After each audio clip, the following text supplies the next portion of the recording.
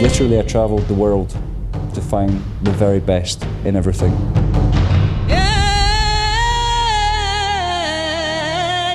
Bowes won Red Dot Design Awards. In fact, he won 4 in 1 year. I was in a different world. I was in the world of this piece and the architecture and everything else. So that was my other reality.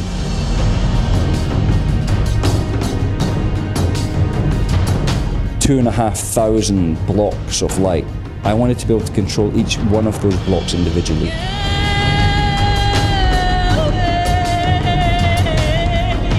This was going to be, you know, some incredible piece of art.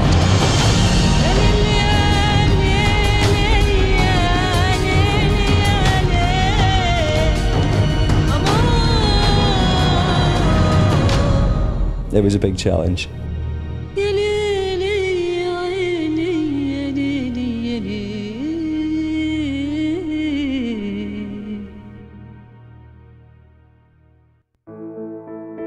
Reflective Flow originated through Bowes' imagination and also with the perseverance, if you like, from our client, who is Hit Me, I'll Hit Me. He wanted something to fill an incredible space in an incredible building. I mean, a building of which I've not seen before. The inspiration of the building itself was quite incredible. It came from 2 outcrops of rock. And Bow was asked to come up with something to fulfill these 2 9-storey towers.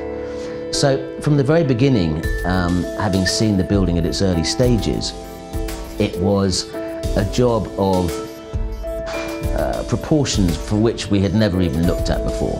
And whilst it didn't start out to be the most, the structure, this enormous structure, having seen the numbers and working out the space and the spheres that needed to be filled, it soon became apparent that this was going to be, some incredible piece of art. When we had to have something that was going to work, the form had to work first within the building. But we didn't just want form for the sake of form. We wanted some form that was going to work, and then we really wanted our piece to look like it'd been like the building had been designed around this piece, or the piece had been designed around. It had to be something that looked like it had always been designed there from the start. Once we had the form, it was then, okay, what can we do with this? How can we take this to the next level? How can we really do something very, very special with this? We didn't just want to make something that was going to hang there. So, I mean, maybe the only way I can describe this is it's a little bit like putting, to find the right team, it's a little bit like putting a jazz band together. You're all good players, you all know all the notes, we all know all the scales. We wanted to take it to another level, wanted to find some new, pitch. So then the research started. It was like, okay, where can we build this? How can we build this? What's available? What materials are available in the world? Who can I get involved? Who wants to come on board? I mean, one of the big challenge we had was to develop an LED system. Now, when I first started to work on this, to actually bring all how I said before, I wanted to have every single light controllable with an address, so I could control the colour of that individual piece. A few years ago I met some guys from this crazy outfit in Montreal. This is a team of developers that made the huge LED screen for the U2 concert, the Vertigo concert, a lot of Madonnas. They're used to working with crazy artists. But we wanted to take it a step further. One, I wanted to have this so we could plug and play. So basically I have the same 4 cables that go into this one, go into the next one, and they can all be, pop together, so if ever we have a problem, we can take them out and replace the LED. Also, I wanted them to put in because we have so many of these items throughout the whole thing, if there was a problem with one, I wanted it to tell us. I wanted to have a little chip in the back here to send me an email or a text message to say, listen, okay, I'm LED 2742 on the west arm, and I'm not producing enough lead. Please come and change me.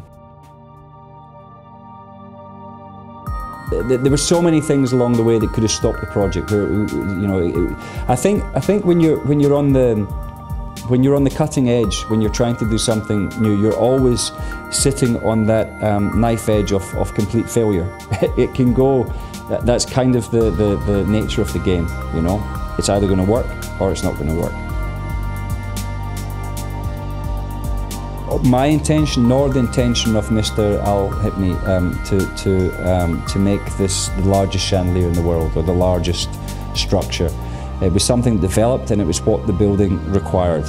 The scale and everything else, if we put anything else in that was smaller, it wouldn't have worked, this type of form. So it's an honour for us to have the largest chandelier in the world, and I'm sure my PR company will love it and they'll get a hold of it, but for me, it wasn't the most important thing. It's very nice, I mean, it's great because everybody involved, you know, it becomes something else, but it was definitely not the way we started out to build this.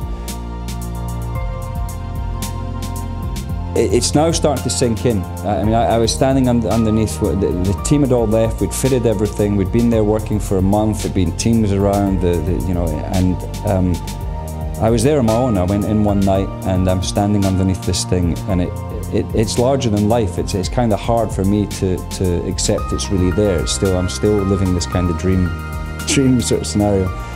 But underneath it has its own presence. I mean, we've all helped, we've all added a little bit, but it's a little bit like we're somehow the catalyst in this process, and all the energy from all the teams involved and everything else, because we pushed everybody.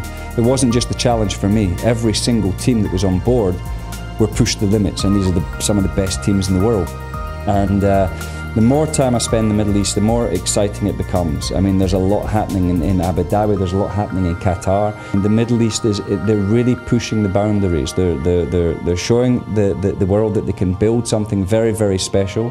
But they're still, the thing I like about the Middle East is that they're still very much, their culture is still very, very important, which I think is very important to keep. It's very important to keep a hold of your identity.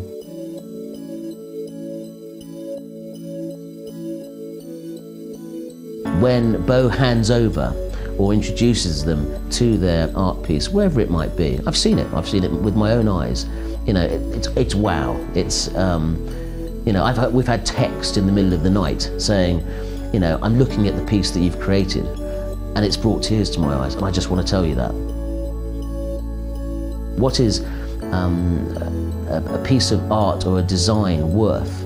With Bo, it's priceless, because it can never be created again. It will never be created again, and therefore you have a masterpiece every time.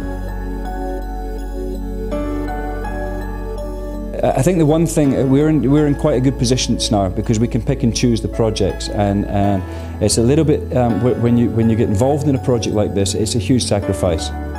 So I think that's the future for us, is this, you know, is making the right decisions now. I mean, at the end of the day, as with any business, if you deliver and your client is happy that you've delivered what you promised, and they're happy with the price that they've paid, then they're going to refer you. I mean, art is like that, and Bo is increasingly, and not just in the Middle East, I might add. I mean, in Europe he already had it. I mean, he is very well known in Southern Europe, massively well known, also in parts of the UK, also in Canada. The Middle East is a new one. I think we've hit the home run, if you like, there, and we're looking at Asia. We've got 3 or 4 projects we're working on in Asia. So look, the future's great. Every single person, every single team, every single, you know, everybody involved with this, even down to the local crews that we hired there, the Indian workers that came to work with us, every single person was affected by this project in a good way. They all wanted to show that they could do, no matter how small their part in the structure was, no matter how, everybody wanted to you know, to get involved, and that's very, very nice, especially when it's a personal piece of art, you know, and these people are coming together to help me create this beautiful. It's a, you know, I have the best job in the world. it's fantastic.